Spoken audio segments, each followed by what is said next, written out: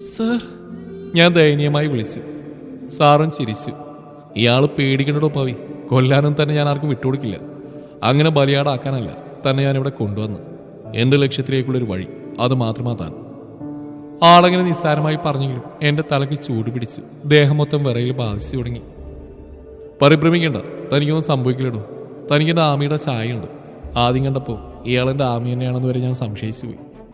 തന്നെ പോലൊരു പാവായിരുന്നടോ അവളും, വേറൊരു തൊട്ടാവാടി പെണ്ണ്. സാർ എന്നെ നോക്കി ചിരിക്കാൻ ശ്രമിക്കുമ്പോഴും ഉള്ളിൽ കരയുകയായിരുന്നു എനിക്ക് തോന്നി. അപ്പം അമ്മയോ? അമ്മയ്ക്ക് എന്തിനാ സാറിനോട് ഇത്ര ദേഷ്യം? പെട്ടെന്നായിരുന്നു എനിക്ക് ആ സംശയം മുളപൊട്ടിയത്. മറുപടി എന്തോ പറയാൻ തുടങ്ങുമ്പോഴേക്കും താഴെ നിന്ന് ആരുടെയോ കരച്ചിൽ കേട്ടു. സുഗന്ധി ചേച്ചിയുടെ കരച്ചിലാണല്ലോ. അതും പറഞ്ഞ ആള് താഴേക്ക് കുതിച്ചു. കാര്യം എന്താണെന്നറിയാം. ഞാനും സാറിന് പിന്നാലെ ഇറങ്ങി. സാറേ, സാറിൻ്റെ കൂടെ ഒന്ന് വരൂ. എൻ്റെ കുട്ടിക്ക് തീരെ വയ്യ, കണ്ടിട്ട് സഹിക്കാൻ പറ്റണില്ല. എങ്ങനെയും കൊണ്ടുപോകാൻ എനിക്ക് ആരും ഇല്ലാത്തോണ്ടാ. സാരിത്തുമ്പ് കൂട്ടിപ്പിടിച്ച് വായ്പൊത്തി അവർ കരച്ചിലിനകത്തെടുക്കാൻ ശ്രമിക്കുന്നുണ്ടായിരുന്നു. ഞാൻ വരാം, ചേച്ചി നടന്നോളൂ. അവരെ സമാധാനിപ്പിച്ച് കാറിന്റെ കീ എടുക്കാൻ അയാൾ മുകളിലേക്ക് പോയത്. ചുറ്റും കൂടിയവിടെ എരിഞ്ഞ കണ്ണുകൾ എൻ്റെ മുഖത്തേക്ക് മാത്രമായി. മാറി മാറി എല്ലാവർക്കും ഒരു ചിരി നൽകിയെങ്കിലും എല്ലാവരുടെയും ചുടികളിൽ വിരിഞ്ഞത് തന്നോടുള്ള പുച്ഛം മാത്രമായിരുന്നു. ഏട്ടാ എന്ന എല്ലാവരും കേൾക്കുമാർ ഉച്ചത്തിൽ വിളിച്ചുകൊണ്ട് ഞാനും ആളുടെ പിറകെ കയറിപ്പോയി. ഞാനും പോന്നോട്ടെ സാറിൻ്റെ കൂടെ? ഞാൻ പരിങ്ങളോട് ചോദിച്ചു. ഒറ്റ നിൽക്കാൻ പേടിയായി തുടങ്ങിയല്ലേ? ചിരിച്ചോണ്ട് എന്നെ തലചരിച്ച് നോക്കി. അല്ല, എനിക്കൊന്ന് കാണാനാ കുട്ടീനെ. എന്നയാളും പോര്. സമ്മതം കിട്ടിയതും ഉത്സാഹത്തോടെ കണ്ണാടിക്കുമ്പോൾ ചെന്ന് നിന്ന് സാരിയുടെ മുന്താണിക്ക് നേരെയാക്കി. നെറുകയിലെ സിന്ദൂരം മാഞ്ഞു തുടങ്ങിയിരുന്നു. ചെപ്പിൽ നിന്നൊരു നുള്ളിൽ സിന്ദൂരം എടുത്ത് നെറുകയിൽ ഭംഗിയിൽ വരച്ചു. പോവാം, സന്തോഷത്തോടെ പറഞ്ഞുകൊണ്ട് തിരിഞ്ഞു നോക്കുമ്പോൾ കട്ടിലിൽ ചാരിന്ന് എന്നെ തന്നെ നോക്കുന്നുണ്ടായിരുന്ന ആള് ചുണ്ടിൽ നേർത്തൊരു പുൻസിരിയുമായി. വൈശാലി മോളെ, കണ്ണുറക്ക്. സാർ അവിടെ കവളിൽ പതിയെ തട്ടി വിളിച്ചു. ഞാൻ അവിടെ വാടിയ മുഖത്തേക്ക് സൂക്ഷിച്ചു നോക്കി. ഇരുനിറത്തിൽ വട്ടത്തിലുള്ള ഒരു കുഞ്ഞു മുഖം. അവിടെ സഹനത്തിന്റെ പാടുകളായിരിക്കണം കറുത്ത നിറത്തിൽ കണ്ണിന് ചുറ്റുമായി കാണുന്നത്. എനിക്ക് എൻ്റെ അമ്മൂനെ ഓർമ്മ വന്നു. പാവം കുട്ടി. മുഖത്ത് വെള്ളം തട്ടിയപ്പോൾ വൈശാലി കണ്ണു തുറന്നു. അവ്യക്തമായി എന്തൊക്കെ അവിടെ ചുണ്ടുകൾ മൊഴിയുന്നുണ്ടായിരുന്നു. അമ്മയുടെ മടിയിൽ തലചായ്ച്ച് കിടന്ന് നിർവികാരതയോട് അവൾ ഞങ്ങളെ നോക്കി. ഞാൻ അടുത്തിരുന്ന് അവളുടെ മുടിമേൽ മൃദുലമായി തലോടിക്കൊണ്ടിരുന്നു. ഈ കണ്ട കൊല്ലായിട്ട് ഒരു പനി പോലും എൻ്റെ കുട്ടിക്ക് വന്നിട്ടില്ല. എങ്ങനെ ഓടിച്ചാടി നടന്നുകൊണ്ടിരുന്ന കുട്ടിയാ ഇപ്പൊ കിടക്കണ കിടപ്പ് കണ്ടില്ലേ? എന്തെന്റെ മോൾക്ക് പറ്റിയെന്നൊക്കെ അറിയണില്ലല്ലോ സാറേ.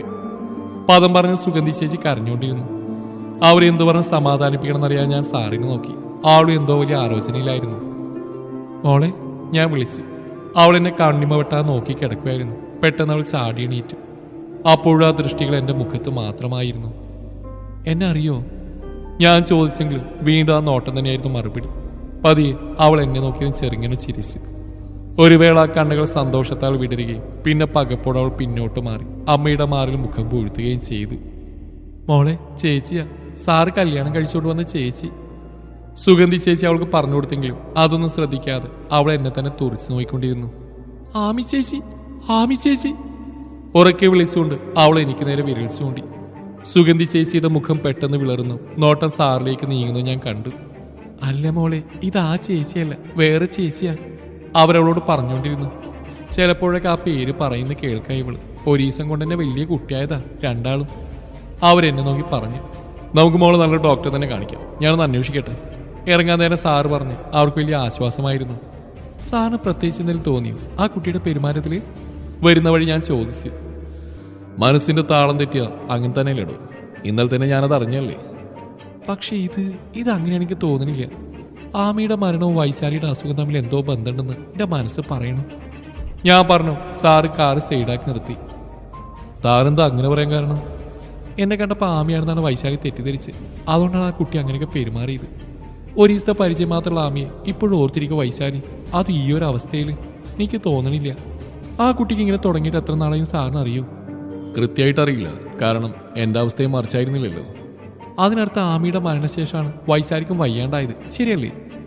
ഞാൻ ആളുടെ മുഖത്തേക്ക് നോക്കിയതും എന്നെ ശരിവെക്കും വിധം ആളും തലയനക്കി. നല്ലൊരു ഡോക്ടറെ കാണിച്ച് ചികിത്സ കൊടുത്താൽ വൈശാലിയുടെ അസുഖമൊക്കെ മാറും. പിന്നെ സാറിൻ്റെ ചോദ്യത്തിനുള്ള ഉത്തരക്ക് അവൾ തന്നെ തരും, ഞാൻ പറഞ്ഞു. കുറച്ചു നേരം ചിന്തയോടെ ഇരുന്ന ശേഷം ആൾ എന്നെ തന്നെ നോക്കിയിരുന്നു. ഇതെന്താ സാറ് എന്നിങ്ങനെ നോക്കുന്നത്? ആദ്യമായിട്ട് കാണും പോലെ. എനിക്കിതിന് നാണം തോന്നാതിരുന്നില്ല. വെറുമൊരു നാട്ടിൻപുറത്തുകാരിയുടെ ബുദ്ധിയല്ലല്ലോ തനിക്കുള്ളെന്ന് ആലോചിച്ചിരിക്കുകയായിരുന്നു എന്ന് പറഞ്ഞ ആൾ ചിരിച്ചു. ഒന്നുമില്ല IAS ഒക്കെ സ്വപ്നം കണ്ട് നടന്നൊരു പെണ്ണല്ലേ സാറേ ഞാനും. ഇത്തിരി ബുദ്ധിയൊക്കെ കാണാണ്ടിരിക്കും. ഞാനും ചിരിച്ചു. പെട്ടെന്ന് ചിരി മാഞ്ഞു. ആ മുഖം വലിഞ്ഞു മുറുകുന്ന ഞാൻ കണ്ടു.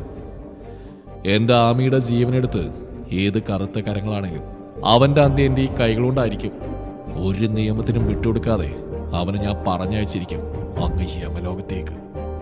വീറോടെ പറഞ്ഞുകൊണ്ട് ആക്സിലേറ്റർ അമർത്തി ചവിട്ടി. കാറ്റിനേക്കാളും വേഗത്തിൽ കാറ് മുന്നോട്ട് പാഞ്ഞപ്പോൾ ഞാൻ പേടിയോടെ സീറ്റിൽ അമർന്നിരുന്നു.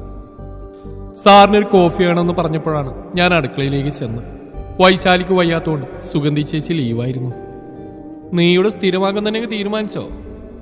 ചോദ്യം കേട്ട് തിരിഞ്ഞു നോക്കിയപ്പോൾ രശ്മിയായിരുന്നു, സാറിന്റെ വല്യമ്മാവന്റെ മകൾ. ഞാനൊന്നും മിണ്ടാതെ എൻ്റെ ജോലി തുടർന്നു. നീ അത് കണ്ടോ?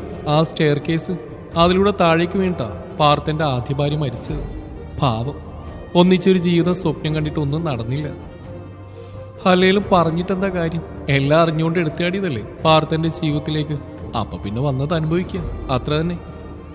ഞാൻ വലിയ താല്പര്യം കാണിക്കാത്ത മട്ടിൽ നിന്നതുകൊണ്ടാവാം സംസാരത്തിനിടക്ക് എന്നെ ഇടയ്ക്കിടെ ഒളികണ്ടിട്ട് നോക്കുന്നുണ്ടായിരുന്നു. ആ കുട്ടിയുടെ അനുഭവം നിനക്കും വരേണ്ടെന്ന് കരുതിയാ ഞാനീ പറയുന്നത്. ഒരു ചേച്ചിയുടെ സ്ഥാനത്ത് ഇന്നോട് പറയുന്നതായിട്ട് കരുതിയാൽ മതി. എത്രയും വേഗം ഇവിടുന്ന് പോകുന്നതാ പവിത്രയുടെ ജീവന് നല്ലത്. ആമി മരിച്ചല്ല, ആരെ കൊന്നതാണെന്നാണല്ലോ ഞാൻ അറിഞ്ഞത്. ഉടനെ തന്നെ ഞാൻ ചോദിച്ചു. അതെ, പാർത്തന്റെ ജാതകദോഷം കൊണ്ടാ ആമിക്ക് മരണം സംഭവിച്ച്. അതൊരു കൊലപാതകത്തിന് തുല്യാണല്ലോ, അതാ പറഞ്ഞ്. രശ്മി വല്ലാതെ വിയർക്കുന്ന പോലെ എനിക്ക് തോന്നി. അതെ, പവിത്രക്ക് അറിയോ, പാർത്തിന് അധികം നാൾ ഭാര്യ വാഴില്ല. അയാൾക്ക് ദാമ്പത്യ ജീവിത ഈ ജന്മം ശാശ്വതല്ല. ഇത് ഞാൻ പറഞ്ഞല്ല, അവന്റെ ജാതകം നോക്കിയ ജ്യോത്സ്യം പറഞ്ഞതാ. വലിയൊരു സത്യം പറയും പോലെ കണ്ണുകൾ തുറിച്ച സഹതാപത്തോടെ അവൾ പതിയെ പറയുന്നത് കേട്ട് സത്യത്തിലേക്ക് ചിരിയാണ് വന്നത്. അത് പുറത്തു കാട്ടാൻ ഞാൻ കോഫി എടുത്ത് തിരിഞ്ഞടന്നു. വാതിൽ പടിയിലെത്തി ഞാനും തിരിഞ്ഞെന്നു. പിന്നെ രശ്മി നോക്കി എൻ്റെ അടുത്തേക്ക് വരാൻ ആംഗ്യം കാണിച്ചു. അവൾ മുഖത്തൊരു ചിരിയൊക്കെ ഫിറ്റ് ചെയ്ത് എൻ്റെ അടുത്തേക്ക് വന്നു. അതെ, ചേച്ചി എനിക്ക് സ്വന്തം ചേച്ചിനെ പോലെ തന്നെയാണ്. അതുകൊണ്ട് പറയാം, ഒന്നുകിൽ മരണം അല്ലെങ്കിൽ പാർത്തേട്ടൻ്റെ കൂടെ ഒരു ജീവിതം. രണ്ടും തീർച്ചയാക്കിയിട്ട് തന്നെയാണ് ഞാനും വന്നേക്കുന്നത്. അതുകൊണ്ട് നിങ്ങൾ എൻ്റെ ജീവനോത്ത് ടെൻഷൻ അടിക്കണ്ട കേട്ടോ. മരിക്കാനായാലും പാർത്തൻ്റെ പെണ്ണായിട്ട് മരിക്കാൻ എനിക്ക് സന്തോഷമേ ഉള്ളൂ. അതൊരു പുണ്യമായിട്ടാണ് ഞാൻ കാണുന്നത്. അവളെ നോക്കി നന്നായി ചിരിച്ച് കാണിച്ച് ഞാൻ മുറിയിലേക്ക് നടന്നു. ഇടക്കൊന്ന് തിരിഞ്ഞു നോക്കിയപ്പോൾ എന്നെ തന്നെ നോക്കി നിൽപ്പുണ്ടായിരുന്ന അവള്. എന്നെ പച്ചക്ക് തിന്നാനുള്ള ദേഷ്യം ഉണ്ടായിരുന്ന ആ മുഖത്ത്. ഡോക്ടർ വിഘ്നേഷിന്റെ മുറിക്ക് പുറത്ത് ഞങ്ങൾ ക്ഷമയോടെ കാത്തിരുന്നു. അകത്ത് ഡോക്ടർ വൈശാലിയെ പരിശോധിച്ചുകൊണ്ടിരിക്കുകയായിരുന്നു. കുറച്ചു കഴിഞ്ഞ് സിസ്റ്റർ വന്ന് ഞങ്ങൾ അകത്തേക്ക് വിളിച്ചു. മധ്യവയസ്കനായ ഒരാളായിരുന്നു ഡോക്ടർ വിഘ്നേഷ്. ഇരിക്കൂ, ഡോക്ടർ പറഞ്ഞു.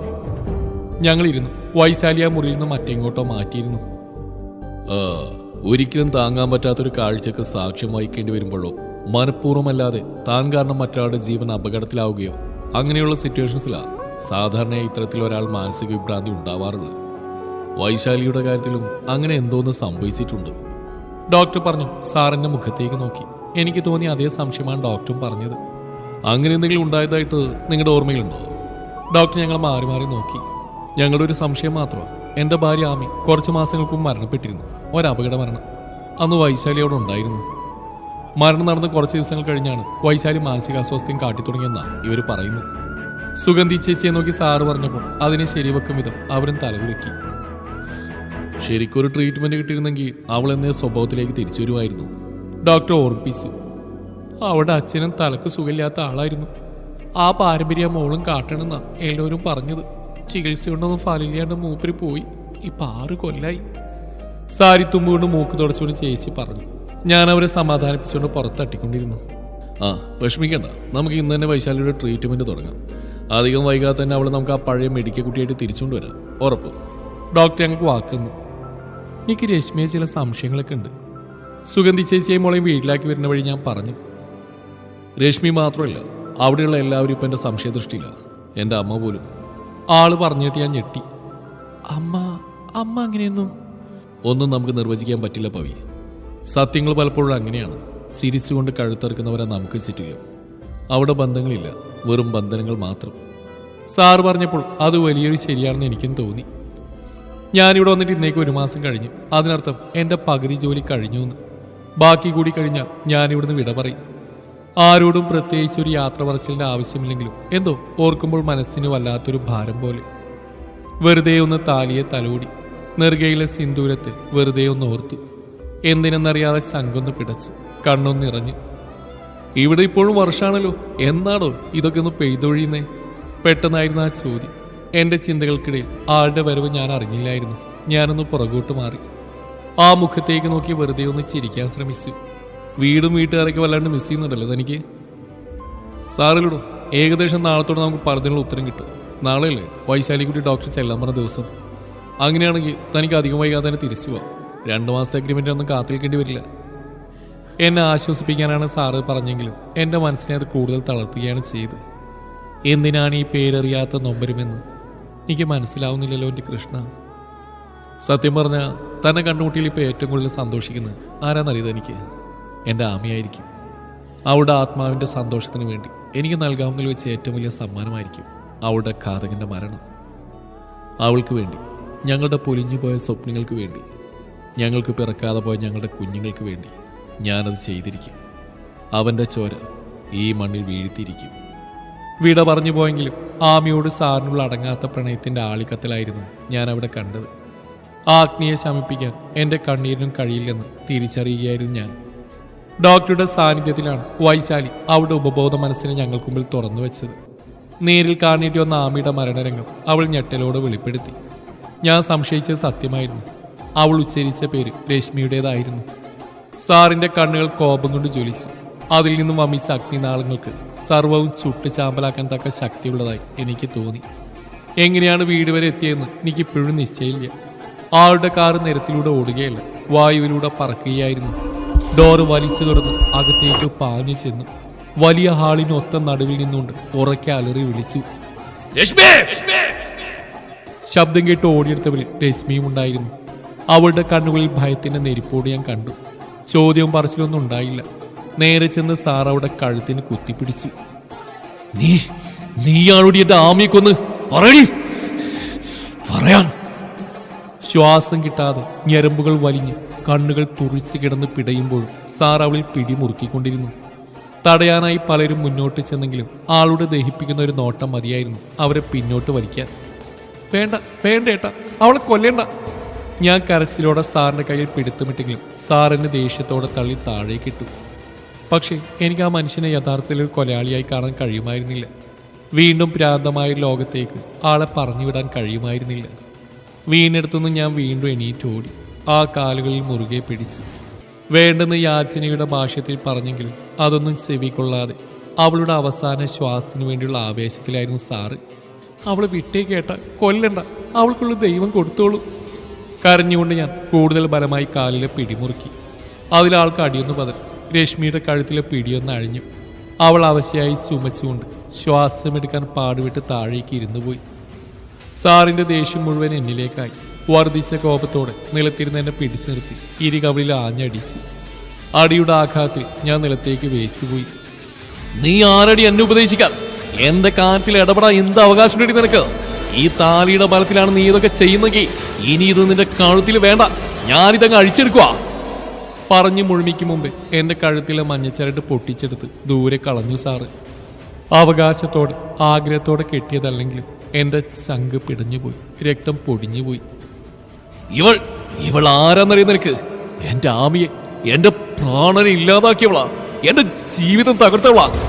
നീയല്ല, ദൈവം തമ്പുരാൻ വന്ന് പറഞ്ഞാൽ ഇവൾക്ക് ഈ പാർത്ത മാപ്പ് കൊടുക്കില്ല. അങ്ങനെ ചെയ്താ എന്റെ ആമിയുടെ ആത്മാവിനോട് പൊറുക്കില്ല. ഉറഞ്ഞു തുള്ളുന്ന ദേഷ്യത്തിനിടയിലും ആളുടെ മനസ്സൊന്ന് പതർന്ന് ഞാൻ അറിഞ്ഞു. ഒന്ന് എത്തുന്നുണ്ടോ? എന്തു പറഞ്ഞാലും എന്റെ ആമി ഇങ്ങനെ വാഴ്ത്തിപ്പാടാൻ മാത്രം എന്ത് മാത്രമാണോ താനവളി കാണുന്നത്? രശ്മിയുടേതായിരുന്നു ആ ശബ്ദം. മിണ്ടരുത് നീ. എന്റെ ആമിയുടെ പേരുച്ചരിക്കാനുള്ള യോഗ്യതയുണ്ടടി നിന്റെ പിഴച്ച നാവിന്. നീയൊക്കെ 100 കൊല്ലം പുനർജനിച്ചാലും അവളുടെ 7 നടക്കാനുള്ള യോഗ്യത പോലും കാണില്ല നിനക്ക്. അത്രക്കും മഹത്വമുണ്ടടി എന്റെ ആമിക്ക്. സാറി രശ്മിക്ക് തക്കതായ മറുപടി കൊടുത്തെങ്കിലും അവിടെ ചുണ്ടിൽ കണ്ട് പുച്ഛവും പരിഹാസവും കലർന്ന ചിരിയായിരുന്നു. മഹത്വം? തനിക്ക് എന്തറിയാടാ അവളെ കുറിച്ച്? അവളെ പോലെ ഇത്രയും തരം താണൊരു പെണ്ണി ഭൂലോകത്ത് വേറെ കാണത്തില്ല. അവളെ നീയൊക്കെ ചിന്തിക്കുന്നില്ല അപ്പുറത്ത് ഉടായിപ്പാ. ചുരുക്കി പറഞ്ഞ തേർഡ് റേറ്റ് ഫ്രോഡ്. രശ്മി അത് പറഞ്ഞു പല്ലുകൾ കൂട്ടിഞ്ഞെരുക്കി. ക്രോധത്തോടെ സാർ അവിടെ അടുത്തേക്ക് പാഞ്ഞു. കാരണം പോക്കാനായി കൈ ഉയർന്നു. രശ്മി തടഞ്ഞു. തൊട്ടുപോലെ തന്നെ